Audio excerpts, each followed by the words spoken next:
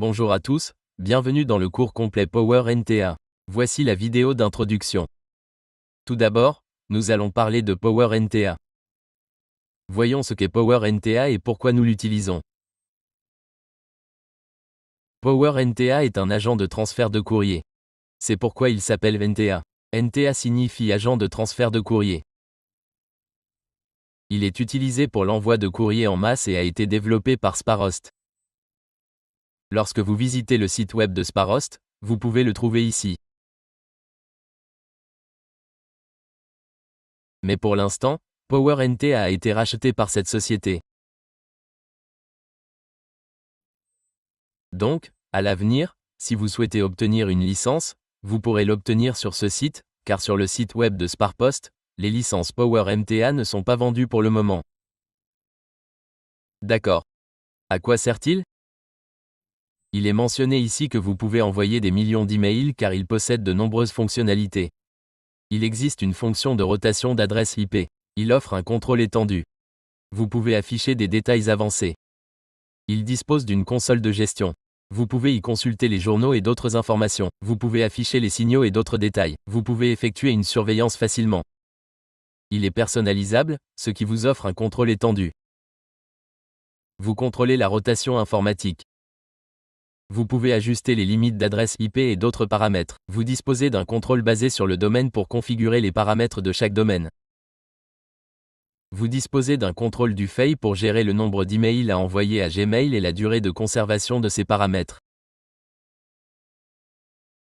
Vous pouvez effacer les signaux pour la gestion de la réputation. Vous pouvez les mettre en pause. Vous pouvez également les bloquer. J'ai également expliqué comment faire cela dans le cours. Vous pouvez donc exécuter toutes ces fonctions. Pour le préchauffage des adresses IP, vous pouvez créer un BNT distinct ou créer un utilisateur SMTP distinct pour leur attribuer une nouvelle adresse IP, car cela offre plus de contrôle. Il est utilisé à ces fins.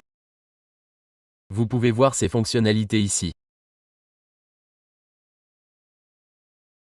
Et ici, vous pouvez facilement utiliser CentOS, Linux et Debian.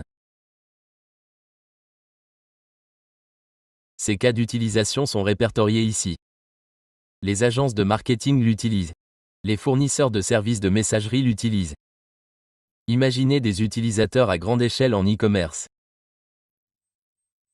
Vous devez créer votre propre NTA pour envoyer des emails en masse, car il n'est pas viable de s'appuyer sur SendGrid, Mailchimp et des services similaires, car leur coût augmente avec votre volume d'envoi en masse. Le prix de la licence Power NTA n'est pas fixe. Je l'ai mentionné comme une estimation, mais ce prix n'est pas accessible au public. Ils ne vous fourniront les détails du prix qu'après avoir contacté leur support. D'accord. Il s'agissait donc de Power NTA. Je vais maintenant vous parler de ce cours. Il contient actuellement 15 vidéos, mais leur nombre ne cessera d'augmenter. Chaque fois que j'aurai un nouveau sujet, je continuerai d'ajouter ces vidéos à ce cours. Toutes les vidéos sont pratiques. Il n'y a absolument aucune théorie impliquée. J'ai tout expliqué avec des démonstrations pratiques. Comment construire, quelle commande utiliser. Il n'y a aucune théorie impliquée. D'accord. Je vais maintenant vous montrer les titres des cours. Nous allons d'abord installer Power NTA. Ensuite, nous configurerons les DNS liés à ENO tels que DKIM, SPF, etc. Nous configurerons Power dans la rotation IP. Nous effectuerons l'installation SSL. Nous configurerons les emails entrants. Nous installerons les emails. Nous verrons le guide complet des emails. Nous comprendrons l'interface de messagerie, à la fois côté back-end et côté client. Comment pouvez-vous configurer plusieurs domaines et plusieurs SMTP ?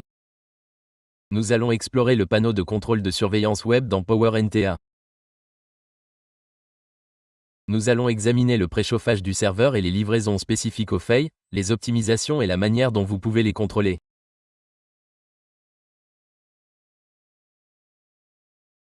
Enfin, j'ai expliqué dans cette vidéo comment gérer les Power NAQ et d'autres fonctions. Chaque fois qu'une nouvelle vidéo sera créée, je continuerai de l'ajouter à ce cours. D'accord, je n'ai pas encore fixé le prix, mais il sera d'environ 2 $ au départ. Vous pouvez le voir ici. Maintenant, le guide et les commandes que j'utiliserai dans ce cours, vous les trouverez ici.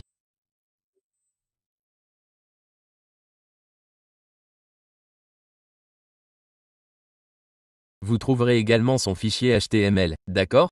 Et vous trouverez également le fichier mail avec la documentation et les fichiers de ce cours. Vous trouverez tout ce qui est inclus dans ce cours. Vous n'avez donc rien à acheter séparément. Vous aurez besoin d'un VPS et d'un domaine. Nous verrons dans notre prochaine vidéo quels sont les prérequis dont nous avons besoin. Où devons-nous acheter un VPS? Où devons-nous acheter un domaine?